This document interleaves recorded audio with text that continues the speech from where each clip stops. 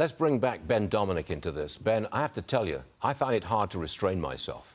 This failure to elect a speaker at a time like this, again, I'm going to use that word, I think it's a disgrace. What say you? It is a disgrace, which is one of the reasons that I think that Matt Gaetz' move and the timing of it is going to go down as one of the worst experiences for the Republican Party in years. They have shot themselves in the foot in the worst possible way at the worst possible time.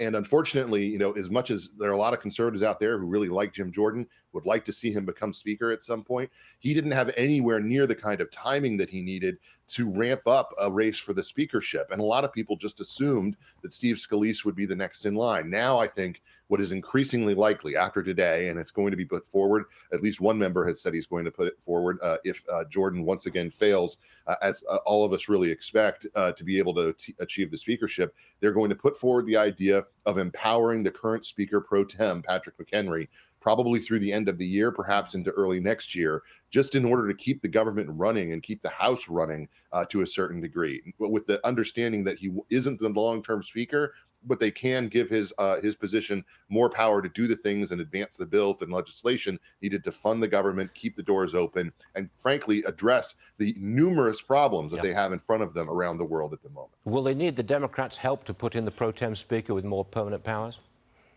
That's a big question. I think that it's possible that they get some Democrat support for that. That's already been teased by a number of Democrats who, frankly, are frustrated and want to do something when it comes to Israel in particular. And so I think they may get it. Whether they need it or not is really a question of how much people want this ridiculous chaos to continue. If they want the chaos to continue, then I think that they will be opposed to it. If they want to actually have some temporary resolution and just say we've got to kick the can on this because nobody can get to the right number, then I think you'll see a number of Democrats who could potentially vote present, lowering the threshold in order for McHenry to have the kind of powers needed. Pathetic. Ben Domenech, but thanks very much for joining us this morning. Always appreciate it. Thank you.